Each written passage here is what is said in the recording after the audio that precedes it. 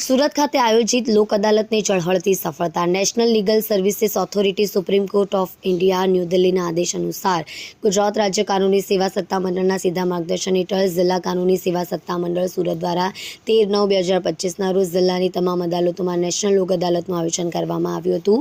આ સદરુ લોક અદાલતમાં ફોજદારી સમાધાન લાયક કેસો, નેગોશિયેબલ ઇન્સ્ટ્રુમેન્ટ એક્ટની કલમ 138 અને વિના કેસો, બેંકના નાણાં વસૂલાતના કેસો, મોટર અકસ્માતના કેસો, લેબર તકરારના કેસો, વોટર અને ઇલેક્ટ્રિસિટી બિલના કેસો, લગ્ન વિષયક તકરારના કેસો, રેવન્યુ અને સિવિલના કેસો મૂકવામાં આવેલ।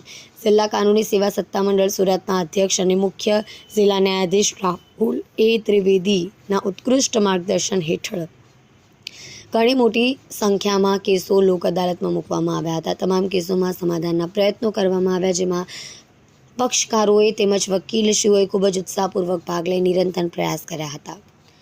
આ યોજાયેલા લોક અદાલતમાં પક્ષકારો, વકીલશ્રીઓ અને જાહેર જનતા દ્વારા ખૂબ જ ઉત્સાહપૂર્વક ભાગ લેતા લોક અદાલતને જ્વલંત સફળતા પ્રાપ્ત થઈ છે। જિલ્લા કાનૂની સેવા સત્તામંડળ સુરતના અધ્યક્ષ અને જિલ્લા ન્યાયાધીશ રાહુલ એ ત્રિવેદી દ્વારા આગામી લોક અદાલતનો વધુમાં વધુ લાભ લઈ પોતાની તકરારોનું સમાધાન કરી કઈ રીતે નિકાલ લાવવાનો અનુરોધ કર્યો છે।